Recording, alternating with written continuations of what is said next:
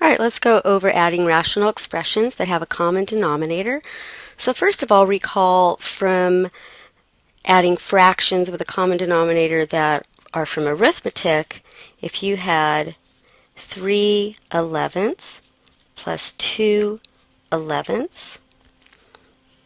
Imagine if you had a pie into 11 pieces, you had 3 pieces plus 2 more pieces, you would have 5 of those pieces. So 5/11ths. So basically what you do is if you have a common denominator, you only write the common denominator down once and you add the numerators. So in general, if you have a over d, some denominator, plus b over some other denominator, you just add the numerators and it's all over d, and you simplify if you can. Let's just do an example with numbers. Let's say you have 1/12 plus 5/12. So since the denominators are the same, you could add 1 plus 5, which is 6/12, and then you could reduce. Now 6 goes into both of these numbers, so if you divide the top and bottom by 6, you would get 1/2. So at the end, you would reduce, and remember one way of reducing is by factoring. So if you had 6/12, one way of reducing is you write 2 times 3 over 2 times 2 times 3 and cancel the common factors. And remember, there's always a 1 left in the numerator if nothing else. If they both cancel, so you have a 1 over 2, another way to get 1/2. We're going to use exactly the same procedure, but we're going to have algebraic denominators. So we're going to have some variables possibly.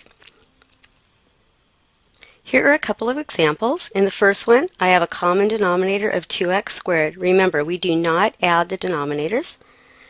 We just write the denominator down. You have to have the same denominator and then you simply write it down and you add the numerators. So 5 plus 7 is 12 over 2x squared.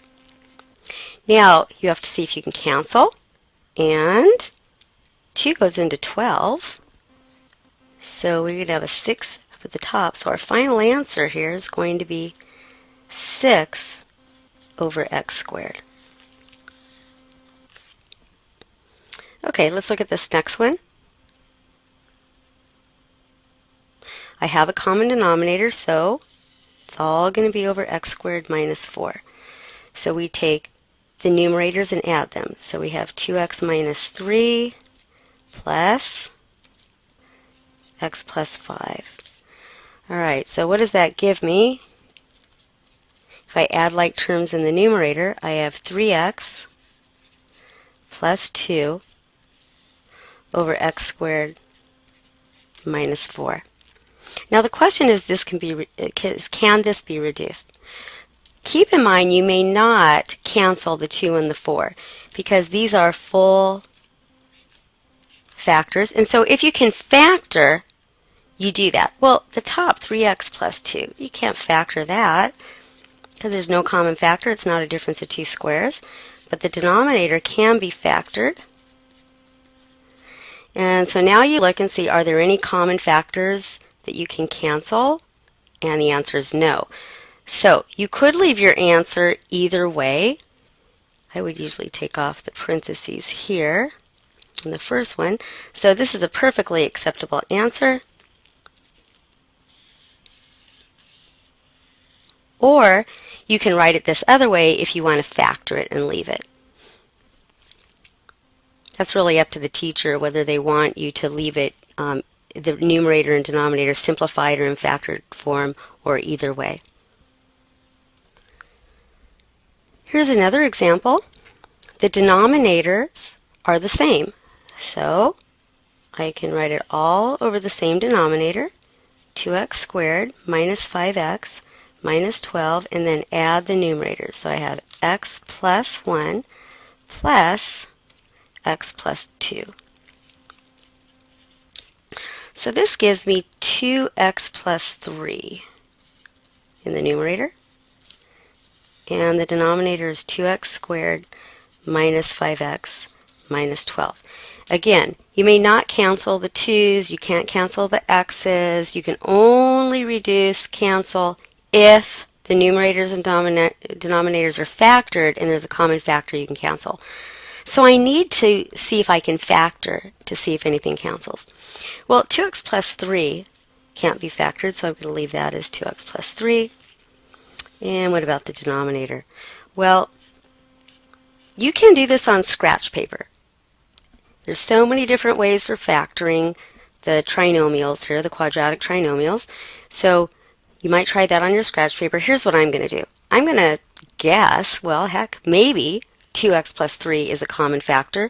So I'm going to see if 2x plus 3 is a factor. So that's going to be my trial factor that I'm just going to try first. Let's see if it happens to work. So 2x times what would give me 2x squared?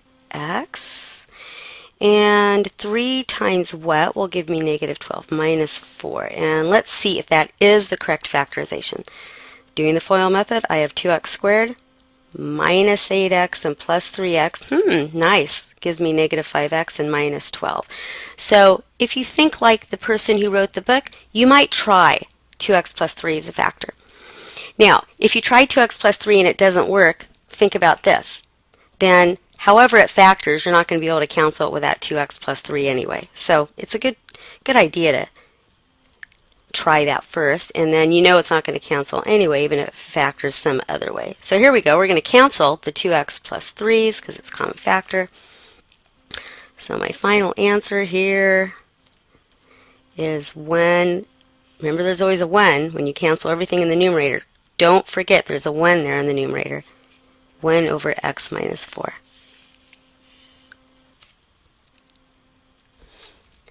What if you had added some problem and you ended up with x plus 5 over 2x squared minus 5x minus 12, and you want to know if anything would cancel? Well, in the numerator, you'd only have an x plus 5. So unless there's an x plus 5 in the denominator as a factor, you can't cancel. So you'd say, well, is it even possible to have an x plus 5 in the denominator? Well, you'd have x times 2x to get 2x squared, but 5 times what is negative 12? Not going to work. So even though this denominator factors, so this is not the correct factorization, x plus 5 is not a factor. Even though this factors to something else, we already know that this is going to be as far as we could go. All right, so you could go ahead and factor for fun, right? But you're not going to be able to cancel anything since x plus 5 isn't going to be one of the factors in the denominator. So it's always a good idea to try factoring it, but just keep in mind if it factors and nothing cancels, then just go back to your previous way of writing the answer. X plus 5 over 2x squared minus 5x minus 12. Here's another one for you to try. So go ahead and put it on pause and try this problem and then come back.